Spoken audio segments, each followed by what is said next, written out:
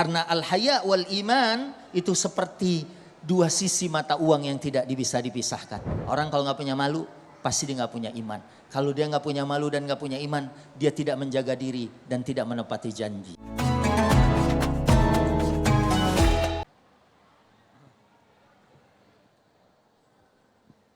Bismillahirrahmanirrahim. Assalamualaikum warahmatullahi wabarakatuh.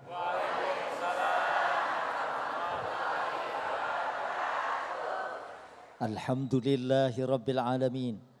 Wassalatu wassalamu ala ashrafil anbiya'i wal mursalin. Sayyidina Muhammadin.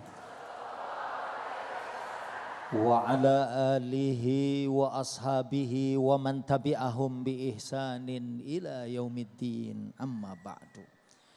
Para pemirsa Damai Indonesiaku dimanapun berada, alhamdulillah pada kesempatan mengawali bulan Rajab tahun 1444 Hijriah ini, kita mendapatkan ilmu tentang malu tadi dari Dr. Kiai Haji Jujun Junaidi, Ustazah Syifa Nur Fadila.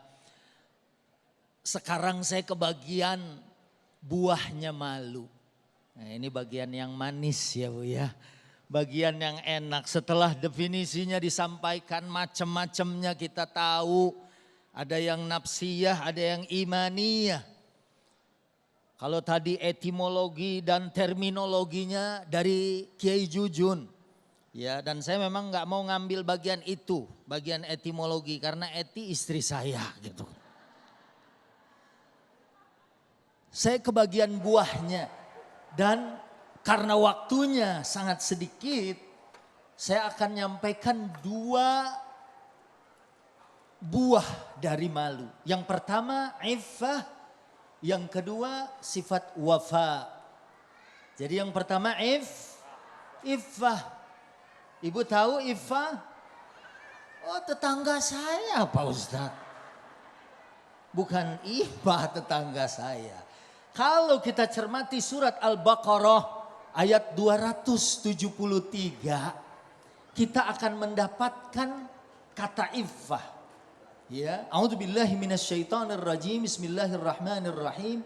Lil fuqara'il ladzina uhsiru fi sabilillah la yastati'una darban fil ard yahsabuhumul jahilu aghniya'a minat ta'affuf ta'rifuhum bisimahum. Ya, jadi di sini halo Bu.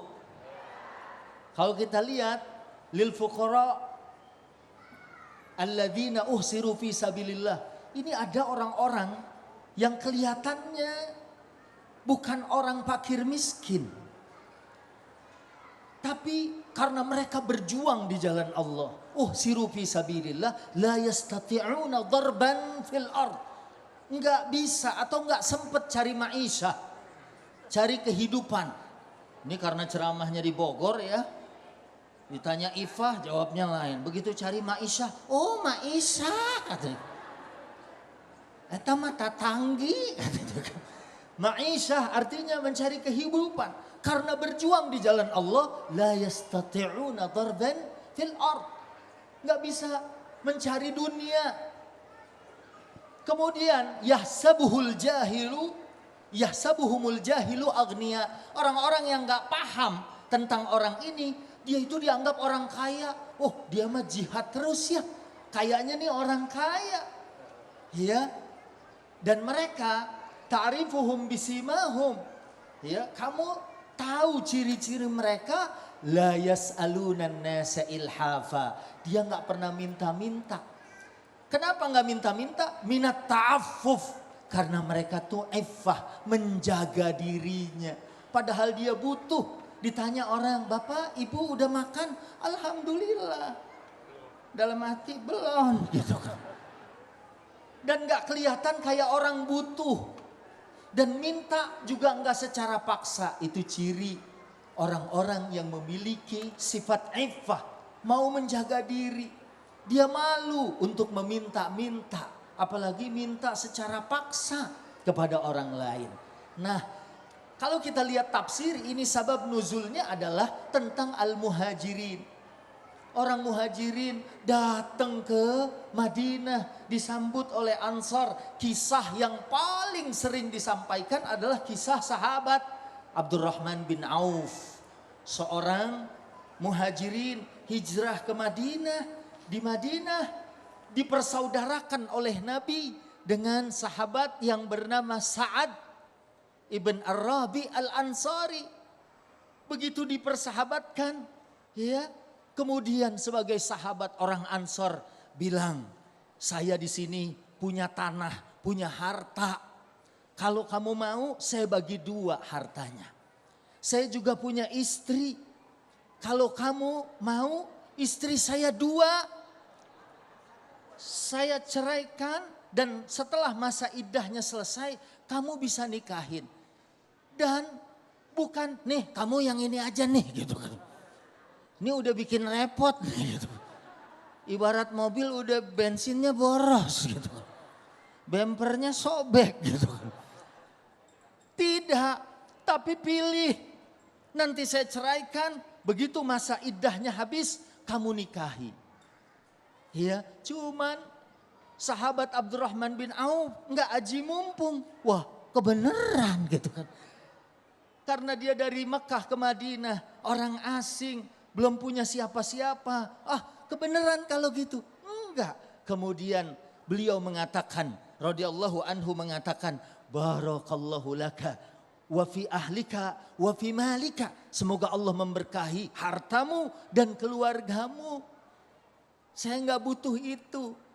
Ya, dullani ila suq, tunjukin aja saya ke pasar. Akhirnya kemudian ditunjukkan dia berdagang dan kembali menjadi orang kaya.